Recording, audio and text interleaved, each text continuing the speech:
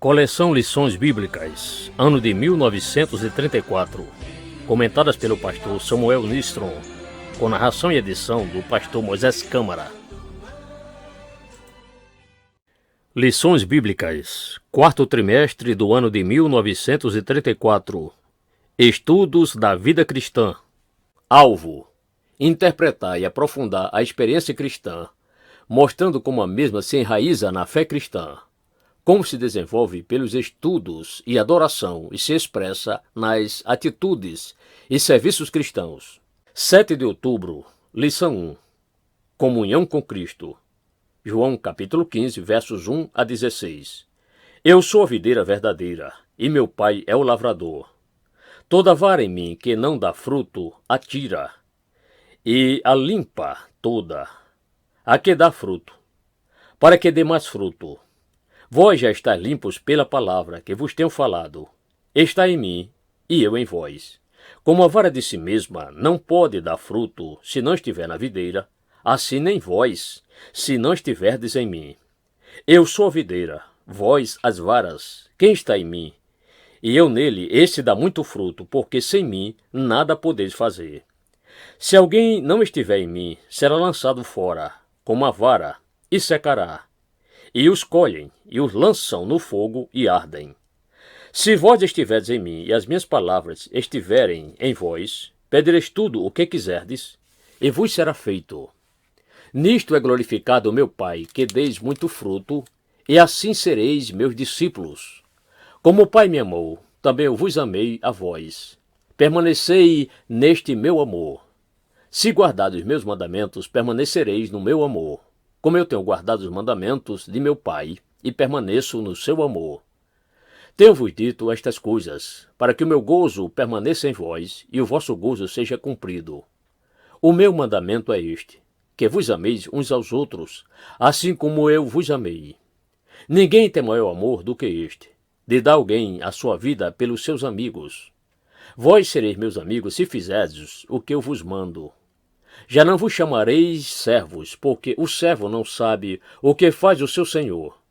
Mas tenho-vos chamado amigos, porque tudo quanto ouvi de meu Pai vos tenho feito conhecer. Não me escolheste vós a mim, porém eu vos escolhi a vós, e vos constituí, para que vades e deis frutos, e o vosso fruto permaneça. Para que tudo quanto em meu nome perdides ao Pai, ele vos conceda. Texto áureo. Está em mim, e eu em vós. Como a vara de si mesma não pode dar fruto se não estiver na videira, assim nem vós, se não estiverdes em mim. João capítulo 15, verso 4. Resumo da lição. A relação de Cristo para com os discípulos, versos 1 a 8. Este é a fonte da vida, versos 1 e 5. União vital é necessária para se fazer parte da videira, versos 4, 6 e 7. Da união verdadeira resulta a produção de fruto, versos 2, 4 e 8. Os diferentes destinos das varas, versos 2 e 6. A nossa relação com Cristo, versos 9 a 16. Exortação para permanecer no amor de Jesus, verso 9. Este amor se manifesta em obediência aos mandamentos, versos 10 e 11. O mandamento é o amor mútuo, versos 12 a 14. O privilégio de amigo é superior ao de servo, versos 15 e 16. A relação entre Cristo e o seu povo não é de simples organização, mas de vida verdadeira. Como a videira dá vida às varas, assim também Cristo dá vida real aos seus servos.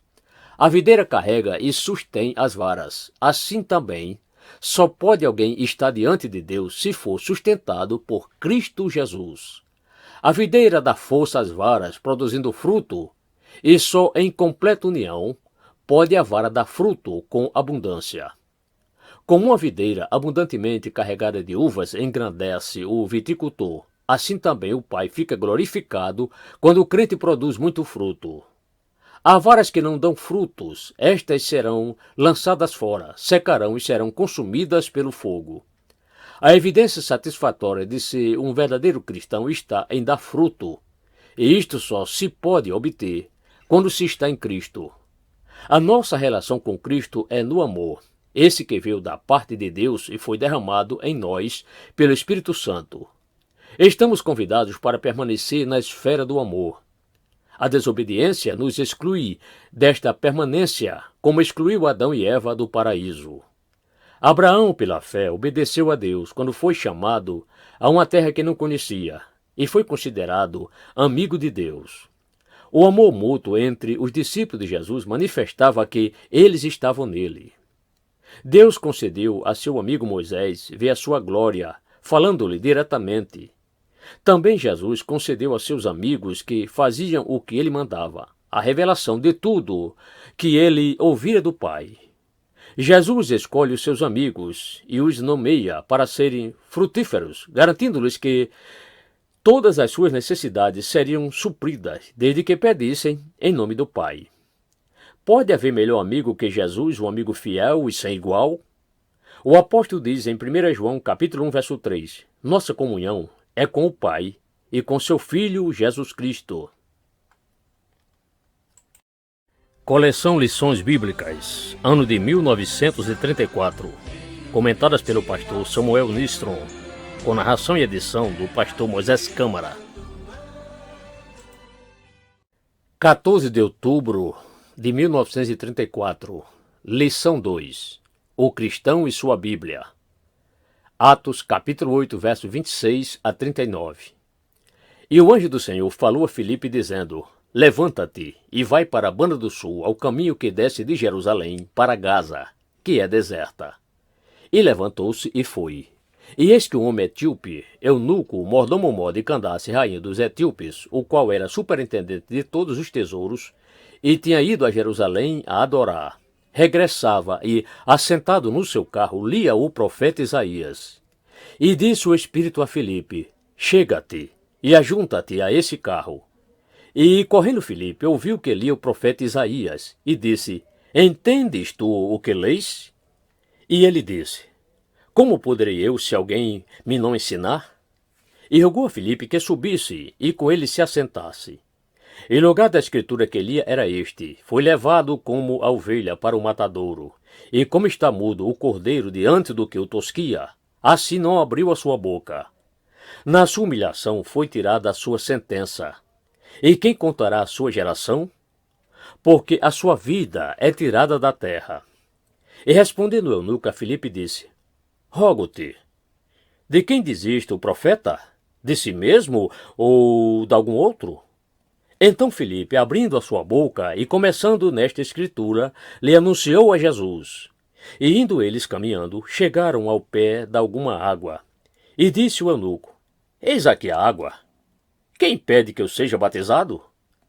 E disse Filipe, é lícito se crer de todo o coração. E respondendo ele, disse, creio que Jesus Cristo é o Filho de Deus. E mandou parar o carro, e desceram ambos à água, tanto Filipe como eunuco, e o batizou. E quando saíram da água, o Espírito do Senhor arrebatou a Filipe, e não viu mais o eunuco, e jubiloso continuou o seu caminho. Texto áureo. Oh, quanto amo a tua lei, é a minha meditação em todo dia. Salmo 119, verso 97. Resumo da lição. Um adorador estudando a sua Bíblia, versos 26 a 28. Um instrutor desejado e encontrado, versos 29 a 31. Uma passagem difícil de se compreender, versos 32 a 34. Um ouvinte atento em aprender, versos 35 e 36. Praticando o que ouviu, versos 37 e 38. A felicidade de observar a palavra, verso 39. A palavra de Deus escrita tem sido uma fonte de conforto, de instrução e de repreensão, tanto durante a velha como a nova aliança. Deus assim tem determinado desde que ordenou, por Moisés, que a lei escrita fosse lida diante de todo Israel, homens, mulheres, meninos e estrangeiros que habitassem em Israel, para que aprendessem e temessem ao Senhor e cuidassem de fazer tudo o que a palavra mandava. Deuteronômio capítulo 31, versos 9 a 13. Josué praticou leitura, capítulo 8, versos 34 e 35. Josias, rei de Judá, mandou o seu escrivão ler o livro da lei, na sua presença, segundo Reis, capítulo 22, versos 10 e 11. Esdras leu algo do livro diante de todo o povo e houve um grande despertamento. Neemias capítulo 8, versos 1 a 12. O salmista diz que o homem bem-aventurado tem prazer em meditar dia e noite na lei do Senhor. Capítulo 1, verso 2. O mordomo Mó da rainha Candace fizeram uma longa viagem para adorar a Deus em Jerusalém, o que mostra a fome daquela alma. E, na volta, a palavra de Deus era a sua meditação. Ainda que sejam poucos que, entre os ricos e de elevada posição, buscam a Deus, contudo encontra-se um bom número de pessoas elevadas entre homens que, na palavra de Deus, têm tido o seu prazer. O eunuco não entendia a parte que estava lendo e onde poderia ele encontrar um instrutor no deserto? Mas Deus, que faz tudo bem, tira o evangelista Filipe, que era um dos diáconos em Jerusalém, do meio de um grande avivamento em Samaria e o manda, por indicação do anjo, ao encontro desse eunuco no deserto. O Espírito Santo dirige Filipe como deve chegar ao carro em que está viajando. O interessado e, ainda mais, dá-lhe ocasião para se tornar um instrutor. Filipe logo começa a mostrar a fidelidade e a veracidade das Escrituras. O que o profeta escrevera cerca de 700 e tantos anos antes, cumpria-se agora ali. Esta profecia que lera o eunuco falava de Jesus. Quem auxiliava Filipe a explicar a Escritura, com certeza, foi o mesmo que antes o guiara ao deserto, o Espírito Santo. Este é o autor da palavra, 2 Timóteo capítulo 3, verso 16, e ao mesmo tempo é o seu melhor instrutor, João 14, 26 e 1 Coríntios capítulo 2, versos 9 a 13. A palavra de Deus fez com que o interessado se dispusesse a obedecê-la. Está escrito: a palavra que sair da minha boca não voltará para mim vazia, antes fará o que me apraz. Ao ouvir a explicação, o eunuco logo pediu o batismo nas águas, e tendo feito a confissão de sua fé, tornou-se observador e praticante da palavra. Quem atenta bem à palavra e é fazedor da obra, será bem-aventurado no seu feito. Tiago capítulo 1, verso 25. O mordomo Mó atentou bem ao ensino, batizou-se e, jubiloso, podia então continuar a viagem. Coleção Lições Bíblicas, ano de 1934. Comentadas pelo pastor Samuel Nistron, com narração e edição do pastor Moisés Câmara. 21 de outubro de 1934, lição 3, o cristão em oração. Mateus capítulo 6, versos 5 a 15. E quando orares, não sejais como os hipócritas, que se comprazem orar em pé nas sinagogas e às esquinas das ruas, para serem vistos pelos homens. Em verdade vos digo que já receberam o seu galardão. Mas tu, quando orares, entra no teu aposento, e fechando a tua porta, ora a teu pai que está em oculto, e teu pai que vê secretamente te recompensará. E orando, não useis palavras vãs, como os gentios que pensam que, por muito falarem, serão ouvidos. Não vos assemelheis, pois, a eles, porque o vosso Pai sabe o que vos é necessário, antes que vós lhe pedirdes. Portanto, vós orareis assim: Pai nosso, que estás nos céus, santificado seja o teu nome, venha o teu reino, seja feita a tua vontade, assim na terra, como no céu. O pão nosso de cada dia nos dá hoje, e perdoa-nos as nossas dívidas, assim como nós perdoamos aos nossos devedores. E não nos induza à tentação, mas livra-nos do mal, porque teu é o reino e o poder e a glória para sempre. Amém. Porque se perdoardes aos homens as suas ofensas, também vosso Pai Celestial vos perdoará a vós. Se, porém, não perdoardes aos homens as suas ofensas, também vosso Pai vos não perdoará as vossas ofensas. Texto áureo. Perseverai na oração. Romanos capítulo 12, verso 12. Resumo da lição. O fim da oração não é ser visto pelo homem, mas visto e recompensado pelo Pai. Versos 5 e 6. A oração não vale pelas muitas e belas palavras, mas pela necessidade e sinceridade de quem pede. Versos 7 e 8. Oração modelo, versos 9 a 13. A oração eficaz depende também da nossa atitude para com o próximo, versos 14 e 15. A oração é o meio importante pelo qual o homem entra em relação com Deus. Deus não quer um povo ou um adorador com o coração dividido. Não podemos servir a dois senhores. Aquele que ora a Deus para ser visto ou ouvido da parte dos homens, com o intuito de ser considerado religioso ou um adorador fervoroso, já não ora. Perdeu o alvo da oração, que é a comunhão com Deus. Pode o tal ser considerado um bom crente da parte dos ouvintes, por ter produzido uma oração eloquente, e nisto só consiste a sua recompensa. Entretanto, perdeu o alvo e perdeu a recompensa da parte de Deus. Isto não quer dizer que um crente não deva orar no meio da congregação. Não, pode fazê-lo, desde que se guarde, para que não nasçam intuitos estranhos em seu coração. A nossa lição trata especialmente sobre a oração particular do indivíduo, a qual é uma relação íntima com Deus. Os espectadores, portanto, só podem perturbar esta relação. Deus não ouve apenas por causa das muitas e tocantes frases. Ele conhece a linguagem do coração e, às vezes, um gemido é mais eloquente para ele do que uma oração longa. Ao mesmo tempo, porém, isto não anula a ordem de orar sem cessar e de se perseverar em oração. Jesus mesmo ensina, na parábola do amigo importuno e na do juiz iníquo, Lucas capítulo 11, versos 5 a 8 e capítulo 18, versos 1 a 8, que pela oração perseverante se consegue o necessário. Esta oração, muitas vezes chamada oração dominical, e que Jesus ensinou aos seus discípulos, podemos dizer, é um modelo dos princípios fundamentais da verdadeira oração. A verdadeira relação de um filho para com seu pai.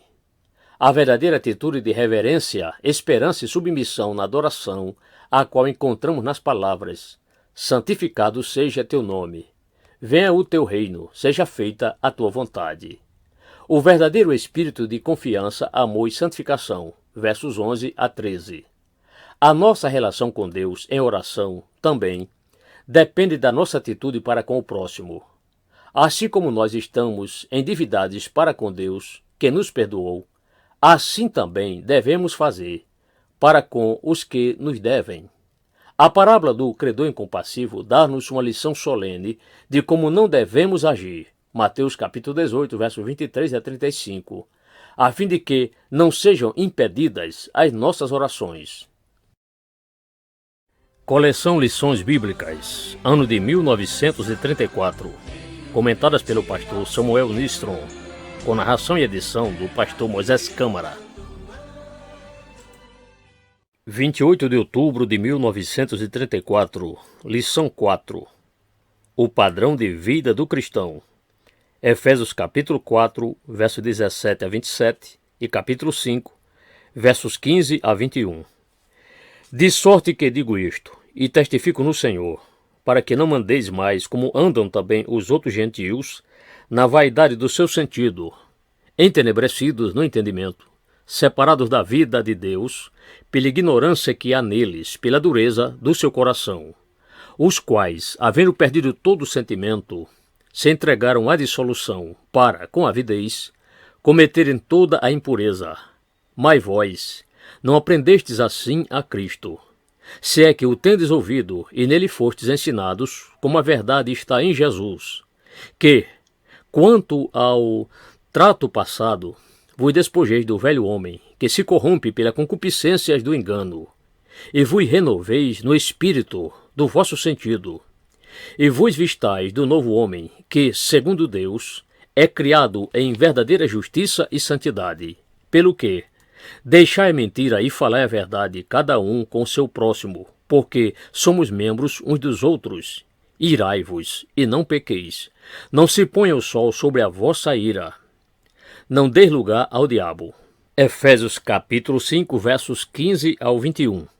Portanto, vede como andais prudentemente, não como nécios, mas como sábios, remindo o tempo, porquanto os dias são maus. Pelo que não sejais insensatos, mas entendei qual seja a vontade do Senhor. E não vos embriagueis com vinho, em que há dissolução, mas enchei-vos do Espírito, falando entre vós em salmos e hinos e cânticos espirituais, cantando e salmodiando ao Senhor no vosso coração, dando sempre graças por todas as coisas a nosso Deus e Pai, em nome de nosso Senhor Jesus Cristo, sujeitando-vos uns aos outros no temor de Deus. Texto áureo. Não vos embriagueis com vinho, em que há dissolução, mas enchei-vos do Espírito.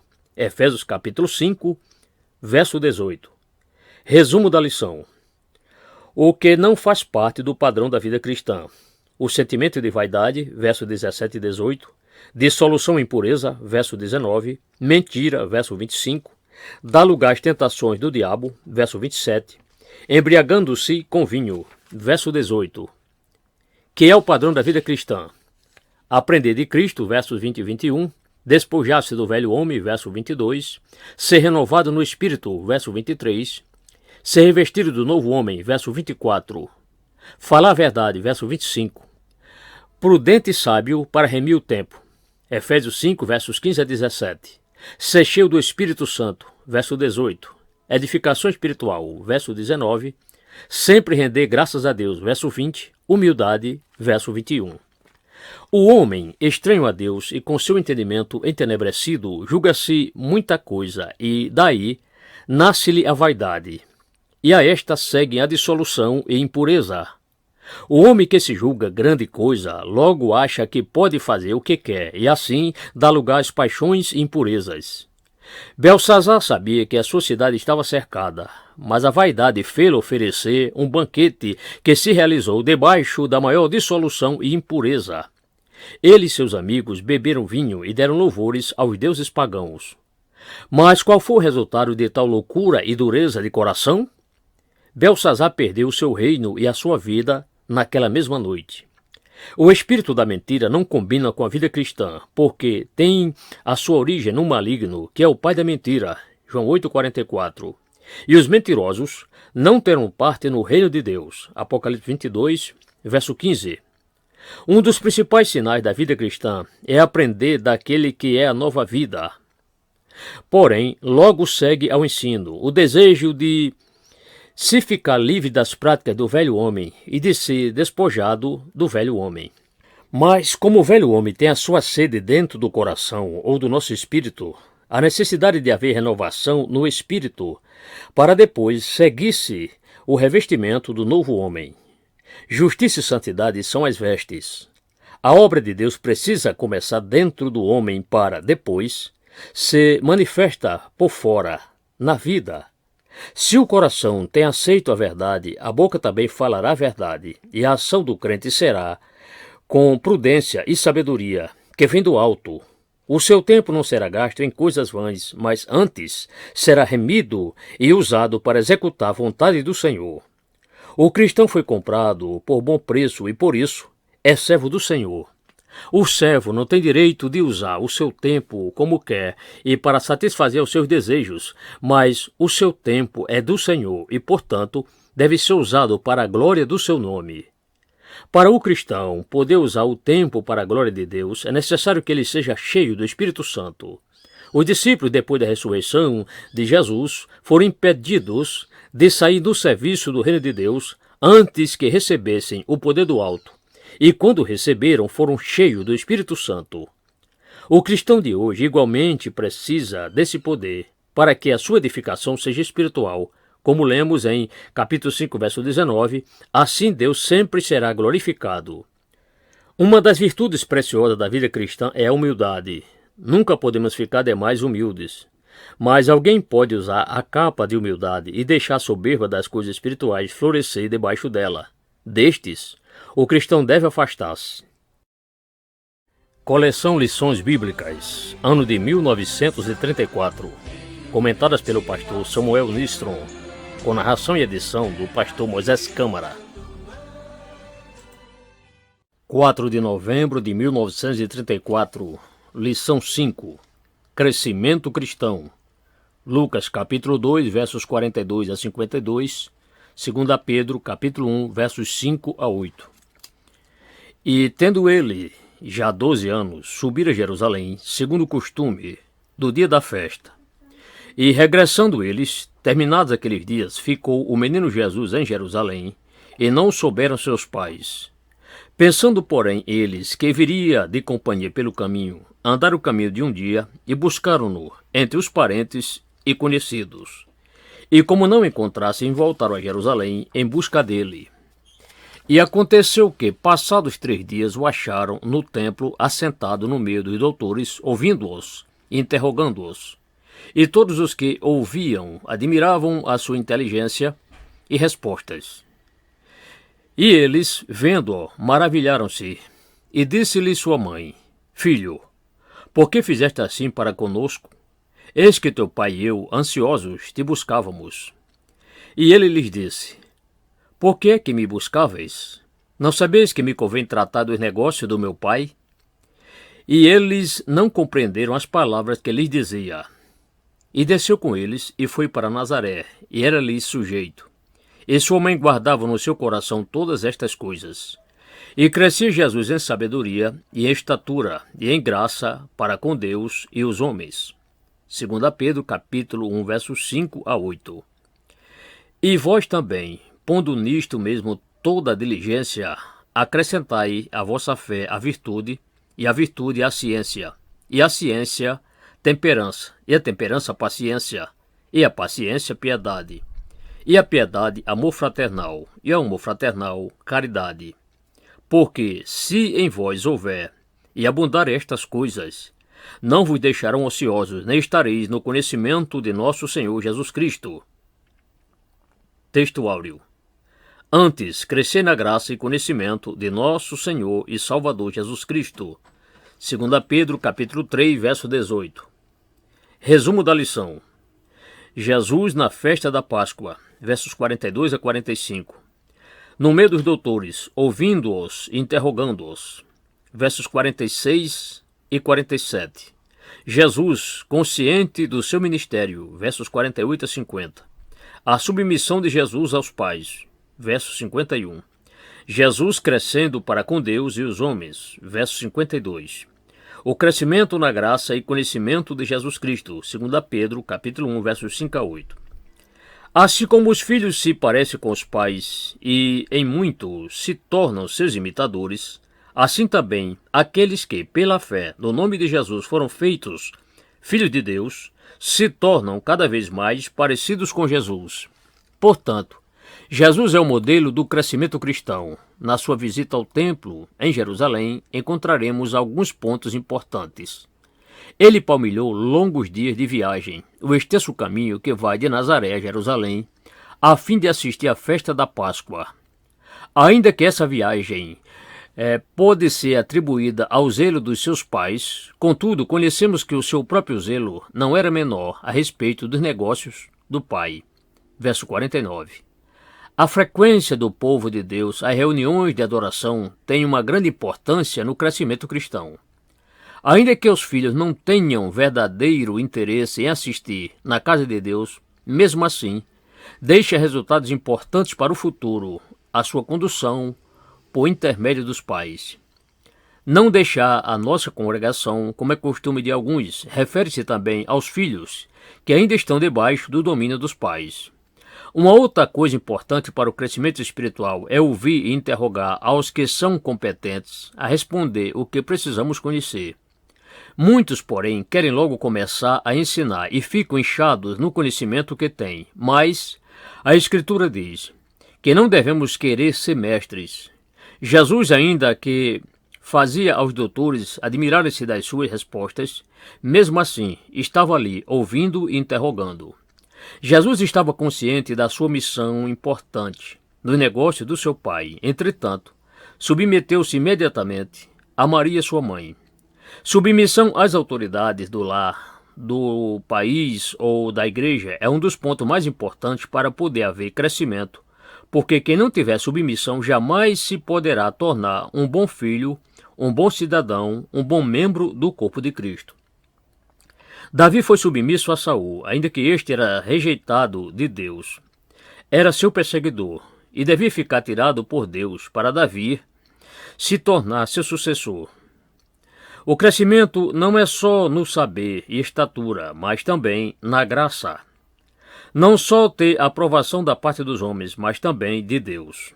Pedro, na sua segunda epístola, expõe-nos uma escala importante no crescimento cristão, a qual cada crente, com diligência, deve aplicar-se em subir. Não podemos, neste resumo, tratar particularmente de cada experiência e virtude cristã aqui enumeradas. Só queremos notar que a virtude aqui deve ser tomada no sentido de coragem para confessar a fé recebida, a temperança. Igualmente, não só deve ser limitada às bebidas fortes, mas também deve abranger todos os nossos atos. Sobre a caridade, podemos estudar 1 Coríntios capítulo 13, onde vamos conhecer a importância dessa graça. A diligência em buscar essas virtudes fará do crescimento cristão uma realidade e firmará o crente para que não caia. Coleção Lições Bíblicas, ano de 1934, comentadas pelo pastor Samuel Nistron, com narração e edição do pastor Moisés Câmara. 11 de novembro de 1934, lição 6. O cidadão cristão. Gálatas capítulo 5, versos 13 a 26. Porque vós, irmãos, fostes chamados à liberdade. Não usei da liberdade só para dar ocasião à carne, porém, servi-vos uns aos outros pela caridade. Porque toda a lei se cumpre numa só palavra, nesta: amarás a teu próximo como a ti mesmo. Se vós, porém, vos mordeis e devorais uns aos outros, vede, não vos consumais também uns aos outros. Digo, porém, andai em espírito, e não cumprireis a concupiscência da carne. Porque a carne cobiça contra o espírito, e o espírito contra a carne, e estes opõem-se um ao outro, para que não façais o que quereis. Porém, se sois guiados pelo espírito, não estáis debaixo da lei.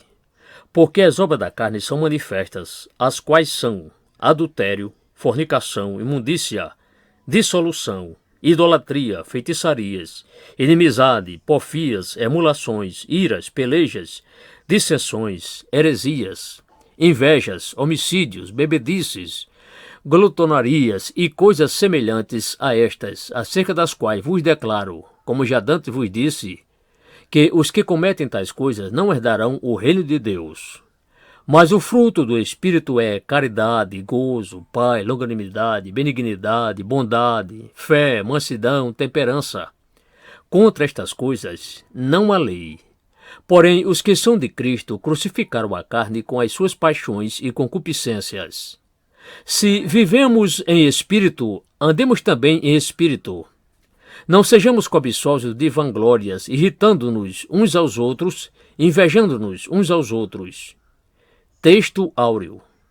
Todos que lançarem mão da espada, a espada morrerão. Mateus capítulo 26, verso 52. Resumo da lição. O cidadão cristão é um privilegiado. Verso 13. A lei que o dirige. Versos 14 a 18. O que ele não é e o que é, versos 19 a 23. Um privilegiado, não cobiçoso de vanglória, versos 24 a 26. A miséria e a ruína que infelicitam este mundo e os homens são provenientes do pecado dos homens. Portanto, aonde o homem e o pecado são unidos, nunca poderá haver felicidade. Eis a razão por que o cristão é um privilegiado, pois foi chamado do pecado à liberdade. O escravo de um dono ruim padece, e não há maior infelicidade do que ser governado pelo maligno, que tem como seus auxiliares a cobiça da carne, a dos olhos e a vaidade da vida. Mas o Filho de Deus libertou o cristão e, portanto, ele é verdadeiramente livre. João capítulo 8, verso 36. A lei que o dirige é a lei da liberdade de todo mal e miséria, pois é a lei do amor de Deus.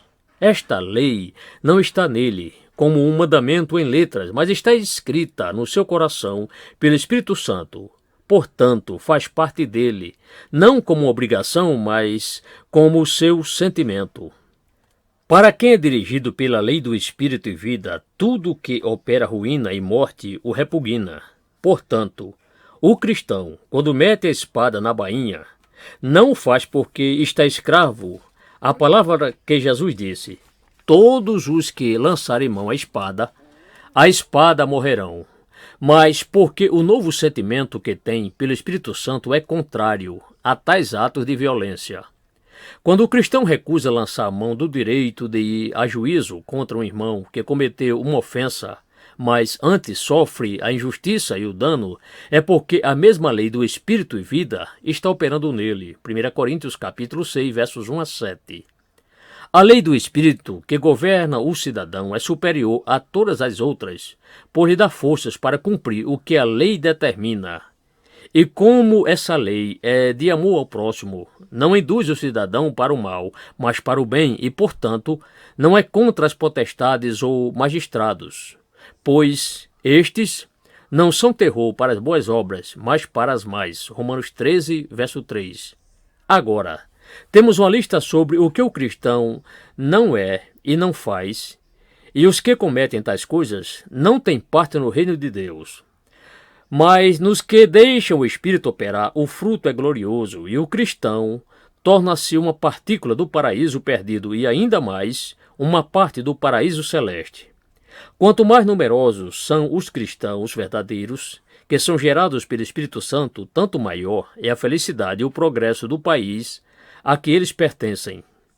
Cristãos só de nome ou de aparência tornam-se uma desgraça para a coletividade, pois atraem a ira de Deus sobre a sua hipocrisia. O cristão trabalha pela paz. Ele é um imitador de Cristo, que estabeleceu com o seu sangue paz entre Deus e o homem. Assim, o cristão se torna um mediador entre os indivíduos, entre os povos, raças e nações. Ele não tira a vida, mas está disposto a dar sua vida pela paz. Ele não acompanha o curso errôneo dos estadistas que estabelecem a paz pelos armamentos que trazem ruína e morte, mas ele usa do que é mais poderoso que as armas, o amor de Deus, que desarma os homens. Este, sim, é o meu que nunca falha e que vencerá por fim. O cidadão cristão não se vangloria sobre o seu próximo, das suas qualidades, posição ou missão. Coleção Lições Bíblicas, ano de 1934, comentadas pelo pastor Samuel Nistrom, com narração e edição do pastor Moisés Câmara.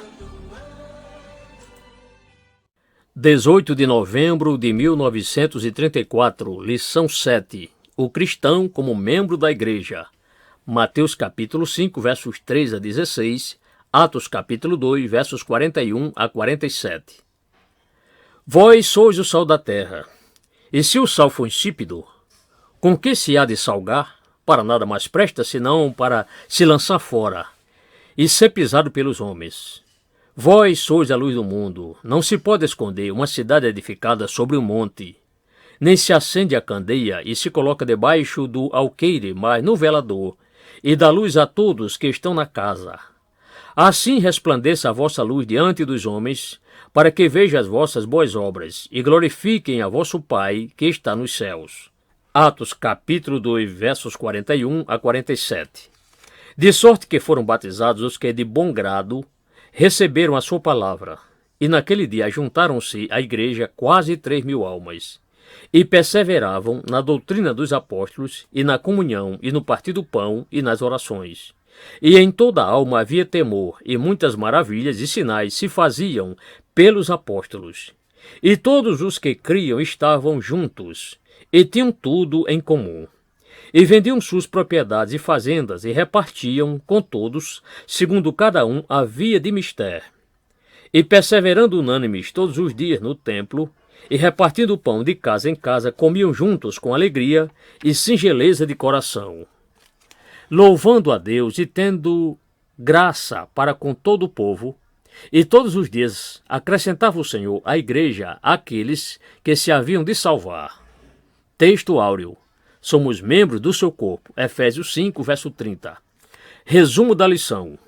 O cristão, na qualidade de membro da igreja, tem por alvo seu sal da terra e a luz do mundo. Mateus 5, versos 3 a 16. Recebe de bom grado a palavra e o batismo. Atos capítulo 2, verso 41. Persevera na doutrina, no partir do pão e nas orações. Versos 42 e 46. tem temor do Senhor e é unido aos seus irmãos, versos 43 a 45. Louva a Deus e tem graça para com o povo, verso 47. A missão do cristão neste mundo é uma das mais importantes. A sua representação simbólica de sal da terra e luz do mundo mostra esta importância. O sal é um preservativo. Assim, o cristão é um preservativo contra a corrupção mundana. Se o crente vem a perder a qualidade de sal, torna-se, então, um perigo, igual ao que causa uma barreira que, minada por um açude, deixa as águas inundarem o vale indefeso. O crente é a luz do mundo, isto é, o reflexo de Jesus Cristo. O mundo está imerso nas trevas. Que desgraça! Quando uma casa ou uma cidade ficam sem luz, todo o trabalho para. E quanto desastres e perigos não tem havido por falta de luz. A responsabilidade do crente, portanto, é grande. A luz que ele simboliza não é só as suas palavras, mas as suas obras. Estas são que glorificam o Pai das luzes. Para o cristão poder cumprir a sua missão, precisa escutar as determinações do seu Senhor. O salmista disse: lâmpada para os meus pés é a tua palavra e luz para o meu caminho. Salmo 119, verso 105. Os ouvintes que, de bom grado, receberam a palavra que Pedro anunciou, também obedeceram à ordem do batismo e não ficaram na independência, mas se agregaram aos irmãos que anunciavam e ensinavam. Muitos hoje desejam ser crentes sem, porém, se unirem à Igreja do Senhor. Isto mostra que eles não compreendem o seu dever e o seu lugar, ou então estão em alguma falta que os impede de tomar parte. Os crentes do dia de Pentecostes vinham perseverando no ensino dos apóstolos. Muitos hoje estão cheios das suas próprias ideias e, por isso, não querem submeter-se aos ensinos dos apóstolos. Antes, fazem a sua própria exposição da palavra, como Janes e Jambres. 2 Timóteo capítulo 3, verso 8. A mesa do Senhor é, por muitos, desprezada. Assim, porém, não faz o verdadeiro cristão que persevera em participar tanto da comunhão como das orações, e isto com toda a fé e singeleza de coração. Um dos sinais do cristão é ser temente a Deus, outro é ser unido aos irmãos. Onde há temor de Deus, aí há muitas maravilhas, e onde há união entre os irmãos, aí não há irmãos que passam necessidades. Onde os membros vivem segundo o estandarte cristão, aí o Senhor aumenta a igreja continuamente, porque os membros louvam a Deus e são, por sua vez, considerados pelo povo que até tem prazer em assistir às suas reuniões. Coleção Lições Bíblicas, ano de 1934, comentadas pelo pastor Samuel Nistron, com narração e edição do pastor Moisés Câmara.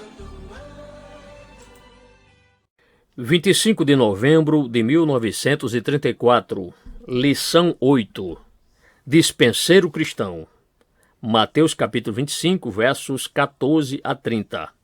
Porque é também como um homem que, partindo para fora da sua terra, chamou os seus servos e entregou-lhes os seus bens. E a um deu 5 talentos, e a outro 2, e a outro 1. A cada um segundo a sua capacidade, e ausentou-se logo para longe. E, tendo ele partido, o que recebera 5 talentos negociou com eles e granjeou outros 5 talentos.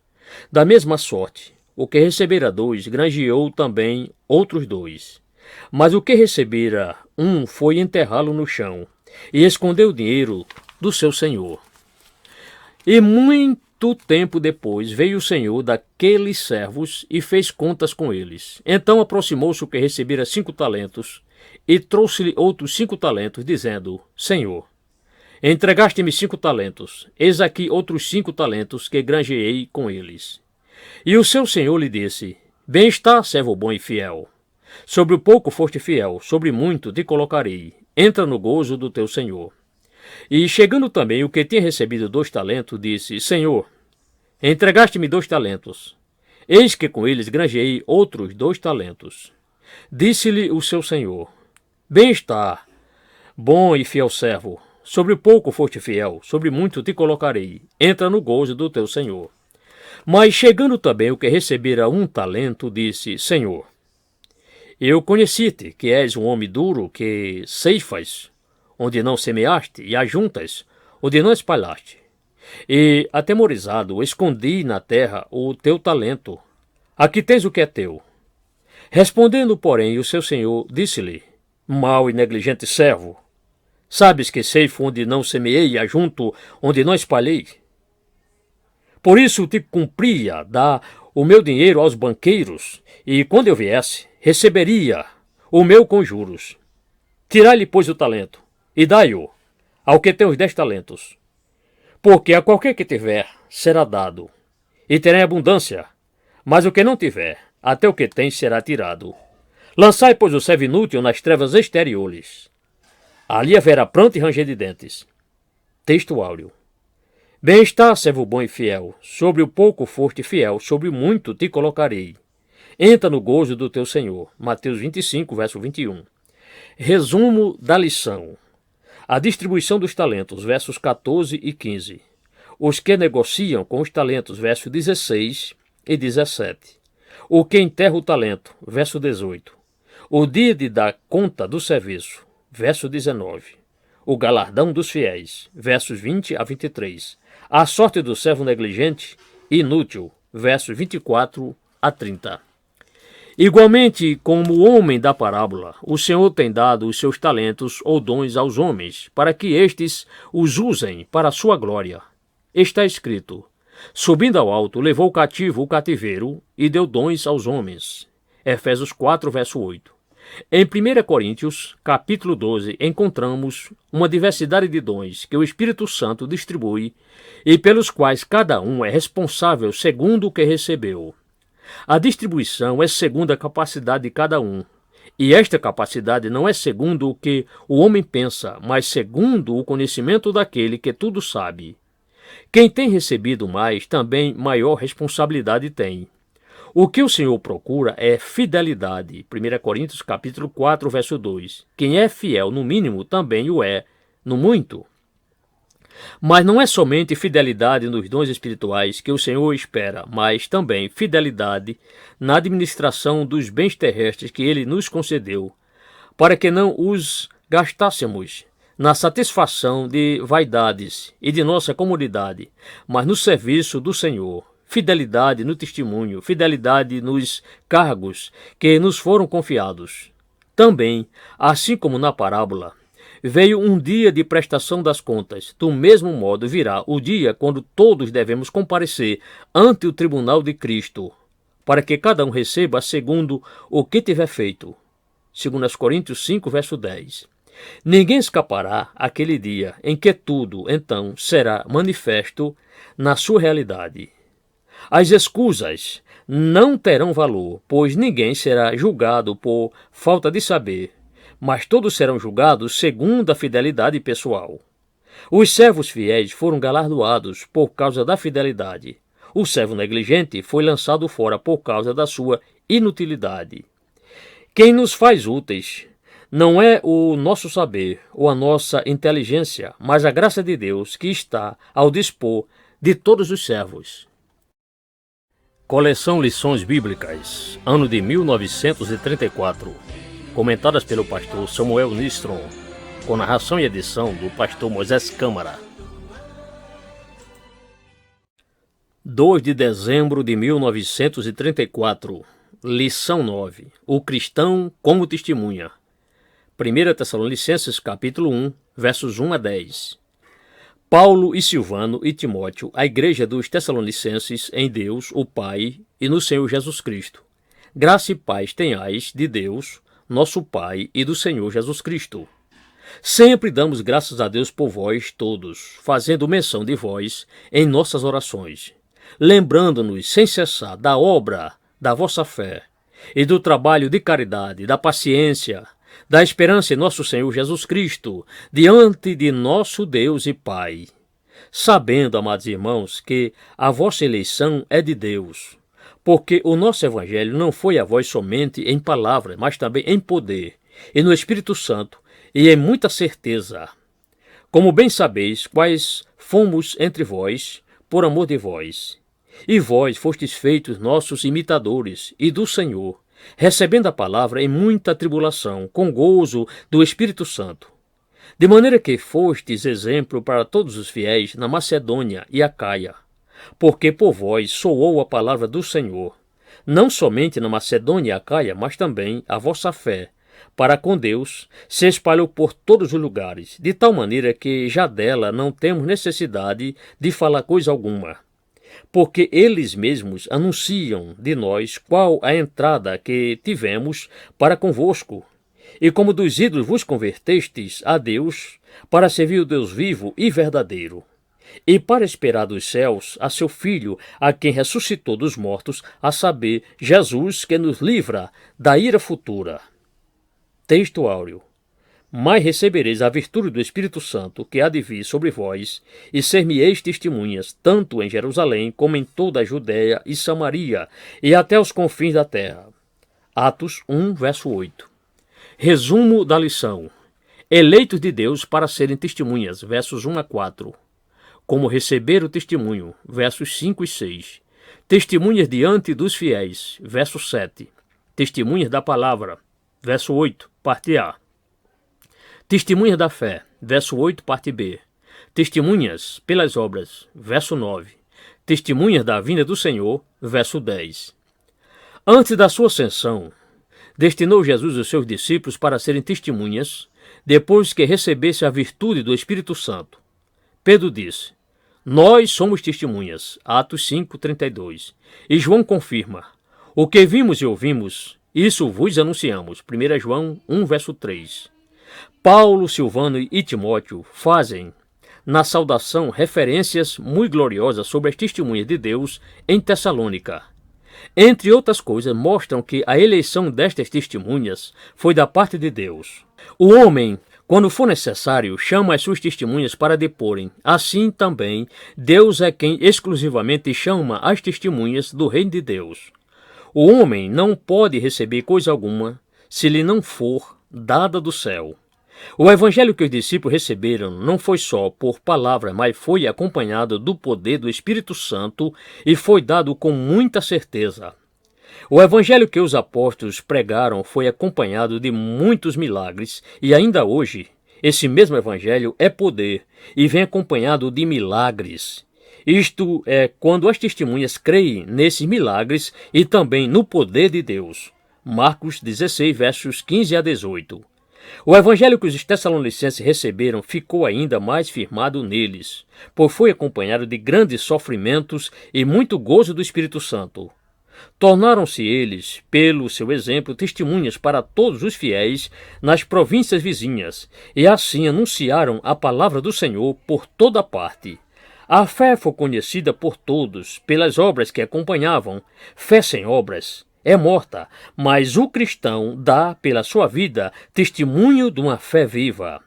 A mudança resultante da conversão do povo foi tão radical que ninguém podia deixar de perceber. Os ídolos, deuses pagãos, foram abandonados, bem como as suas festas, e isso revolucionou por completo os costumes, pois eles se tornaram depois ativos para servir ao Deus vivo e verdadeiro. O testemunho de uma vida verdadeiramente entregue a Deus ninguém pode deixar de ver. É como a candeia colocada no velador. O testemunho do povo de Tessalônica ainda foi dado a respeito da vinda do Senhor e da ira futura. Félix se espantou quando ouviu Paulo falar sobre o último assunto. Hoje também muitos têm sido despertados a fim de se prepararem para a vinda do Senhor. Coleção Lições Bíblicas, ano de 1934, comentadas pelo pastor Samuel Nistron, com narração e edição do pastor Moisés Câmara. 9 de dezembro de 1934, lição 10, o cristão como instrutor. Mateus capítulo 7, versos 24 a 29, Atos capítulo 18, versos 24 a 28. Todo aquele, pois, que escuta estas minhas palavras e as pratica, assemelhá-lo-ei ao homem prudente, que edificou a sua casa sobre a rocha. E desceu a chuva, e correram rios, e assopraram ventos, e combateram aquela casa, e não caiu, porque estava edificada sobre a rocha. E aquele que ouve estas minhas palavras, e as não executa, compará-lo-ei ao homem sensato, que edificou a sua casa sobre a areia. Desceu a chuva, e correram rios, e assopraram ventos, e combateram aquela casa, e caiu, e foi grande a sua queda. E aconteceu que, concluindo Jesus estes discursos, a multidão se admirou da sua doutrina, porque os ensinava como tendo autoridade, e não como os escribas. Atos capítulo 18, verso 24 em diante. E chegou a Éfeso um certo judeu chamado Apolo, natural de Alexandria, varão eloquente e poderoso nas Escrituras. Este era instruído no caminho do Senhor e fervoroso de espírito. Falava e ensinava diligentemente as coisas do Senhor, conhecendo somente o batismo de João. E este começou a falar ousadamente na sinagoga, e ouvindo-o Priscila e Áquila, o levaram consigo e lhe declararam mais pontualmente o caminho de Deus. E querendo ele passar a Acaia, exortando-os, os irmãos, escreveram aos discípulos que o recebessem, o qual, tendo chegado, aproveitou muito aos que pela graça criam, porque com grande veemência convencia publicamente os judeus, mostrando pelas Escrituras que Jesus era o Cristo. Texto áureo. Procura apresentar-te a Deus aprovado, como obreiro que não tem de que se envergonhar, que maneja bem a palavra da verdade. 2 Timóteo, capítulo 2, verso 15. Resumo da lição. Para ser instrutor é preciso aprender do mestre. Mateus 7, versos 24 a 28. Para se ter autoridade no ensino é necessário praticar o que se ensina e ter a confirmação de Deus. Verso 29. Um instrutor eloquente e instruído nas Escrituras e no caminho do Senhor. Atos capítulo 18, versos 24 e 25, parte A. Fervoroso e diligente no ensino. Verso 25, parte B. Humilde para receber instrução dos que têm mais experiência e conhecimento, ainda que seja dos mais pequenos do auditório. Verso 26. Tornando-se pela graça uma bênção para os que creem. Verso 27. Convencer pelas Escrituras que Jesus é o Cristo. Verso 28. Para se poder instruir, é necessário primeiramente que se tenha aprendido. E quanto melhor o professor, tanto mais instruído deve ser o discípulo. Nos tempos antigos, falava-se dos discípulos dos grandes sábios, os quais tinham sentado aos pés de um certo Gamaliel, como Saulo também fizera. Mas o cristão não pode escolher mestres. Ele tem um só mestre, a cujos pés deve colocar-se e a cuja voz, antes de tudo, deve atender. Pode haver muitos bons professores entre os homens, e os quais ensinem doutrinas cristãs. Nunca, porém, tais mestres devem tomar o lugar do verdadeiro mestre no coração dos seus discípulos. Há bons livros de instrução, mas não há livro igual ao livro de Deus. Portanto, antes de tudo, deve este ser examinado e servir para instrução. O modo de Jesus falar com toda a simplicidade diretamente aos corações, sem deixar a pessoa confusa por frases subentendidas, mas, pelo contrário, usando figuras e parábolas das coisas mais conhecidas desta vida, não fazendo acepção de pessoas. Tudo isto deve servir de modelo para o instrutor cristão. Jesus recebeu testemunho para falar com autoridade. Sua autoridade viera de Deus, e não de nenhum concílio ou de nenhum seminário, que não a podem dar. Para se ter autoridade no ensino, é necessário, primeiramente, recebê-la de Deus, depois, então, deve-se praticar o que se ensina. Um bom conselho pode ficar sem valor por causa de uma má conduta de quem o deu. Apolo era um homem eloquente e poderoso nas Escrituras. A eloquência espiritual difere muito da natural. Esta arrebata a inteligência do homem, mas aquela toma posse do coração. A eloquência espiritual faz o ouvinte esquecer as regras da retórica e da gramática. Faz o crítico ficar confundido na sua crítica pelo poder que acompanha a palavra. O cristão instruído no caminho do Senhor já o conhece, pois nele andou. A mensagem ou o ensino devem, primeiramente, fazer fervoroso o instrutor, para que este possa ter influência sobre os outros. Quem trabalha com um ferro de engomar frio cansa-se sem resultado. O mesmo se dá com quem vem com uma mensagem sem fervor. Diligência no ensino para que cada verdade, conselho e exortação venham do seu próprio lugar e tempo, eis também outra necessidade. O instrutor deve estar tão dependente de Deus e ser tão humilde que, se lhe vier uma retificação ou mesmo uma exortação, ainda que seja de um menino, ele a aceite, pois presunção espiritual é sinal de ignorância das coisas espirituais. Um instrutor que, pela graça de Deus, não pode animar aos que creem, melhor faz sentar-se no meio dos ouvintes. O instrutor cristão deve ter um só tema importante, em redor do qual deve sempre estar ao seu ponto central, sempre chegar, que Jesus é o Cristo de Deus. Coleção Lições Bíblicas, ano de 1934, comentadas pelo pastor Samuel Nistron, com narração e edição do pastor Moisés Câmara. 16 de dezembro de 1934, lição 11, o cristão e a ceia do Senhor. 1 Coríntios, capítulo 11, verso 23 a 34. Porque eu recebi do Senhor, que também vos ensinei, que o Senhor Jesus, na noite que foi traído, tomou o pão, e, tendo dado graças, o partiu e disse: Tomai, comei. Isto é meu corpo que é partido por vós. Fazei isto em memória de mim. Semelhantemente, também, depois de cear, tomou o cálice, dizendo: Este cálice é o novo testamento no meu sangue. Fazei isto todas as vezes que beberdes, em memória de mim. Porque todas as vezes que comerdes este pão e beberdes este cálice, anunciais a morte do Senhor, até que venha. Portanto, qualquer que comer este pão ou beber o cálice do Senhor indignamente, será culpado do corpo e do sangue do Senhor. Examine-se, pois, o homem a si mesmo, e assim coma deste pão e beba deste cálice.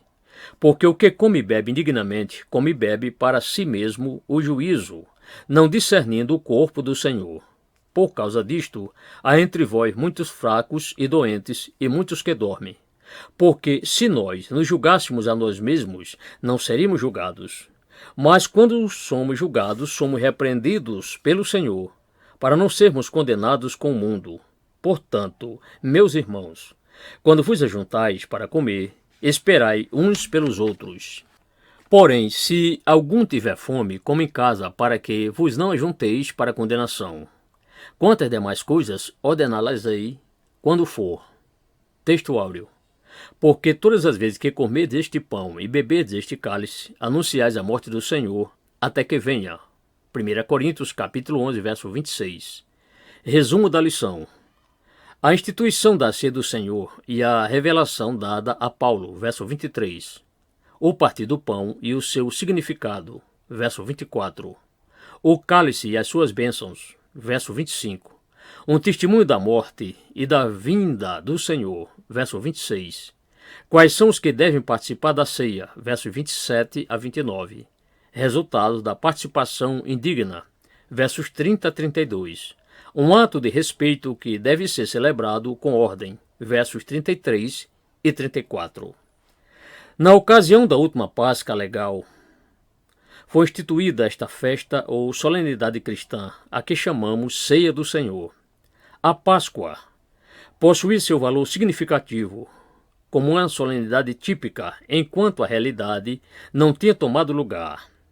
Mas, vindo a morte do Cordeiro de Deus, a Páscoa, o tipo perdeu seu valor real pelo permanente e pelo novo concerto firmado com o sangue de Jesus, o qual substituiu o velho.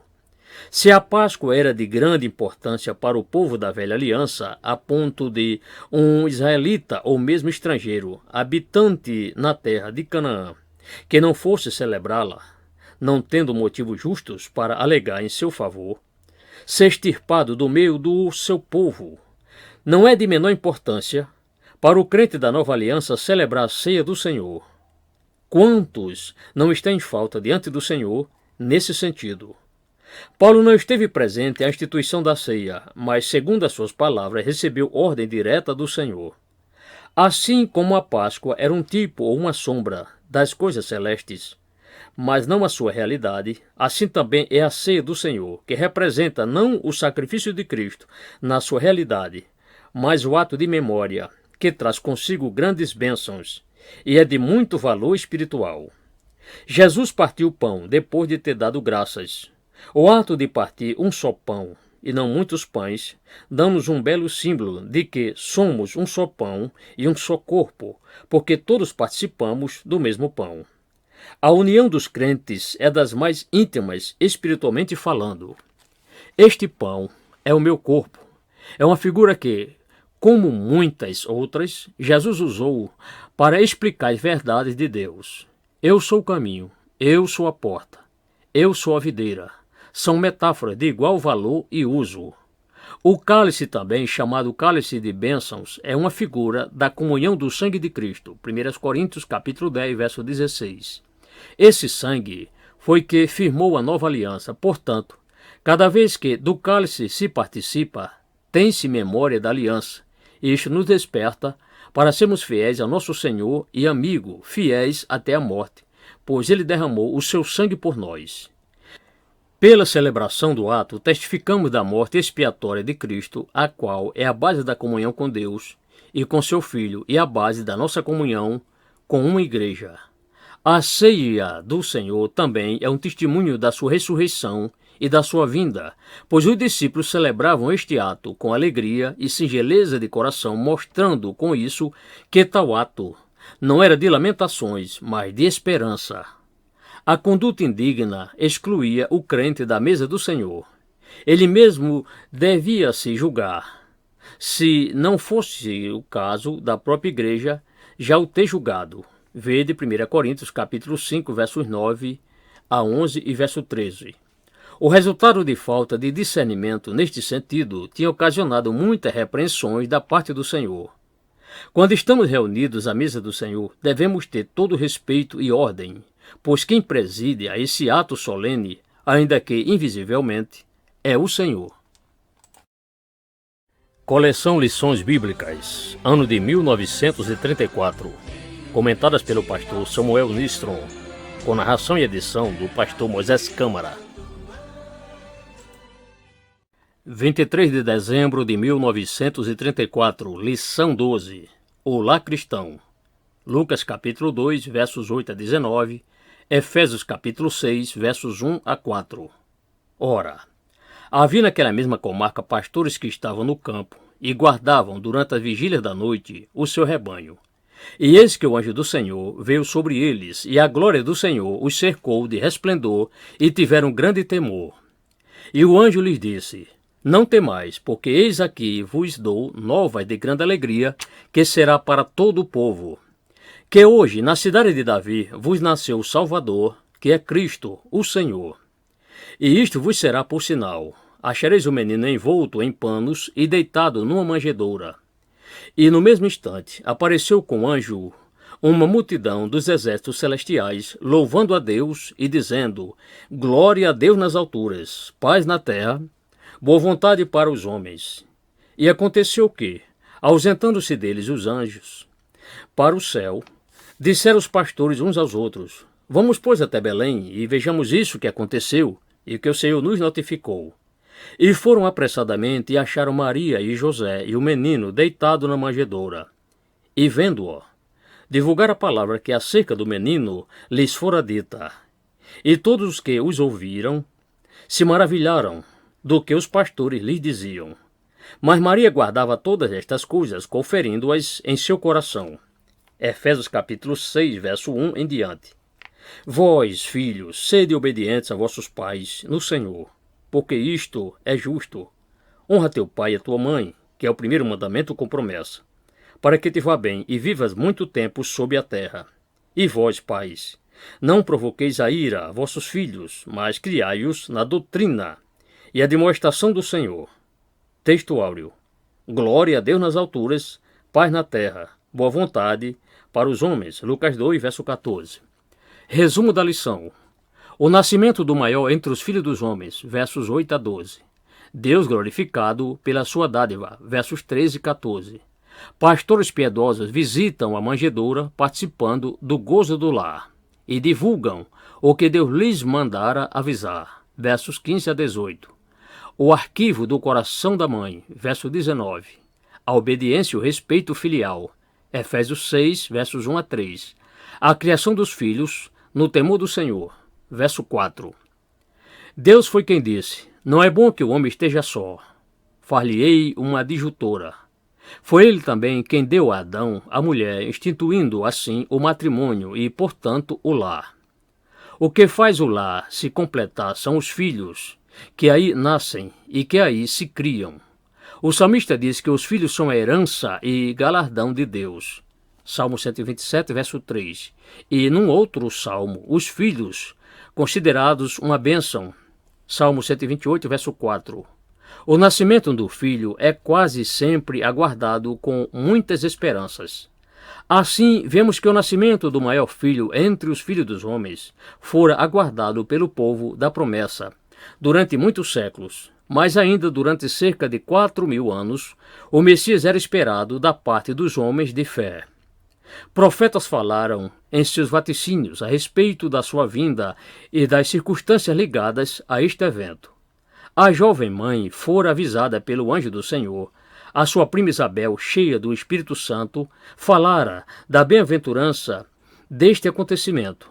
Entretanto, o número dos que aguardavam a vinda da esperança de Israel era pequeno. Também o preparo para se receber a maior dádiva de Deus foi dos mais limitados, pois José e Maria se achavam fora do seu lar e não encontraram lugar na estalagem. Todavia, os anjos de Deus estavam em movimento e, por isso, logo as mensagens de felicitações vieram do céu para os homens. Os exércitos celestiais fizeram parada, dizendo: glória a Deus nas alturas, paz na terra e boa vontade para com os homens.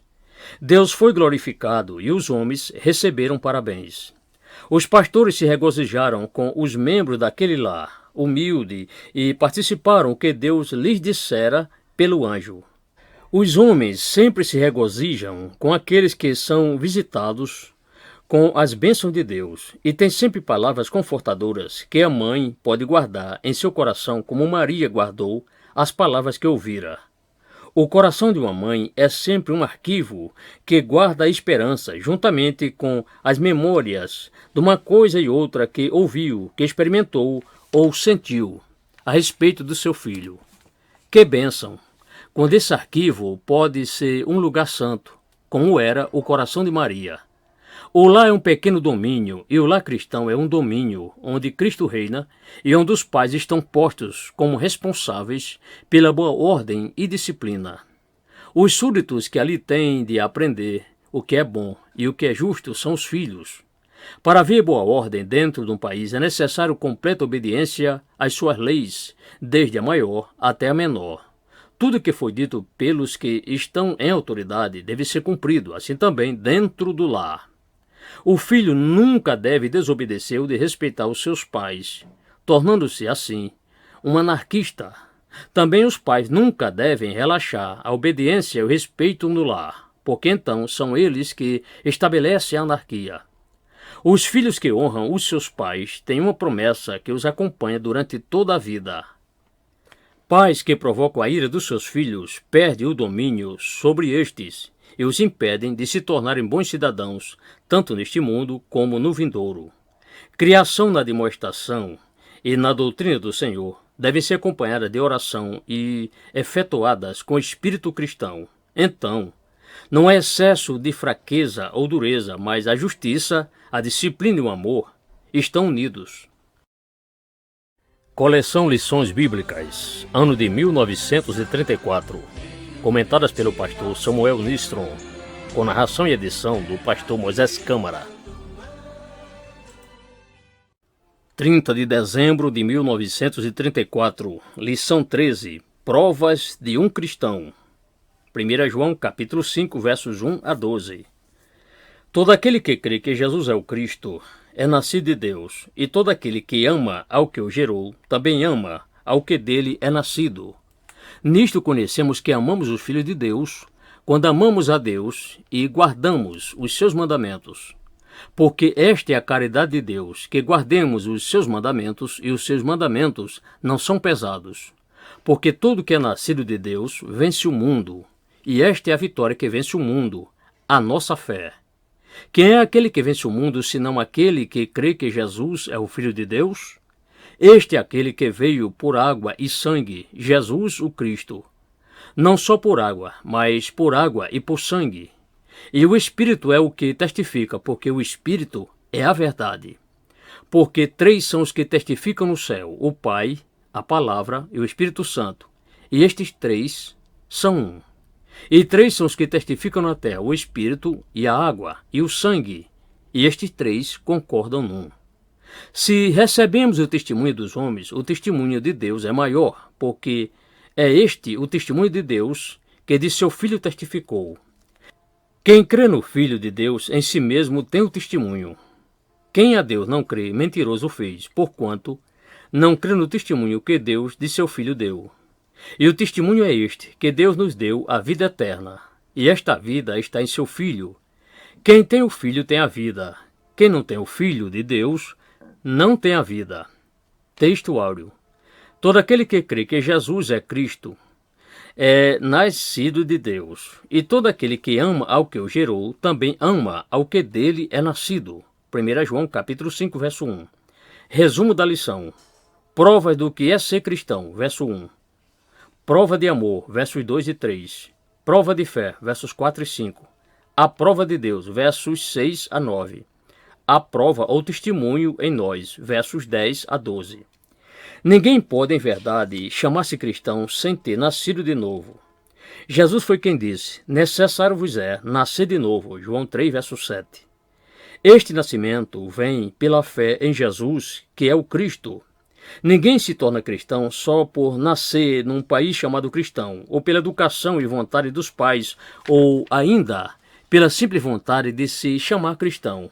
Este nascimento é de Deus, João capítulo 1, verso 12 e 13, e vem pela fé e aceitação de Jesus como Cristo.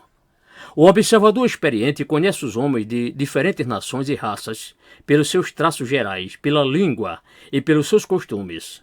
Assim também há distintivos que fazem reconhecer o cristão. O cristão ama a Deus e guarda os seus mandamentos. Um homem pode temer e ter respeito a Deus e, assim, procurar obedecer aos seus mandamentos sem, porém, amá-lo. Não é difícil conhecer-se quem numa casa é filho e quem é escravo. O filho faz tudo por amor, o escravo, porém, faz porque tem medo de ser castigado. Outra prova deste amor é que quem é nascido de Deus ama todos os que deles são nascidos, pois são seus irmãos, ainda que sejam diferentes nos costumes exteriores, posições ou raças. A fé que o cristão tem em Jesus é outra prova. Esta fé fala o vencedor sobre o mundo, sobre todos os seus atrativos e tentações. Esta fé, muitas vezes, está em provas e apertos, mas aquele que crê que Jesus é o Filho de Deus recebe, pela mesma fé, o contato com o seu poder e se torna vitorioso. Outra prova é o testemunho de Deus, pois o Espírito Santo testifica a nosso respeito. Paulo diz na Epístola aos Romanos que o mesmo Espírito testifica com nosso espírito que somos filhos de Deus. Capítulo 8, verso 16. Recebeste o Espírito de adoção de filhos, pelo qual clamamos, Abba, Pai. João diz, somos filhos de Deus. 1 João 3, verso 2. 3 testemunhas no céu em favor desta verdade e 3 testemunhas na terra. Todas estas são testemunho de Deus, que é maior do que o testemunho dos homens. Outra prova do que é ser cristão tem o crente em si mesmo, na nova vida que recebeu e na presença do Filho em seu coração. Essa prova não é só uma confissão, mas uma realidade. Não é falsa, como em certos reclames, onde se vê, de um lado, uma cédula de 100 mil réis, mas que não tem valor algum ao indicado. Tenho visto crianças brincarem com tais notas como se tivessem contos de réis, mas em tudo isto não há realidade. Quem tem o Filho tem a vida. Quem não tem o Filho de Deus não tem a vida.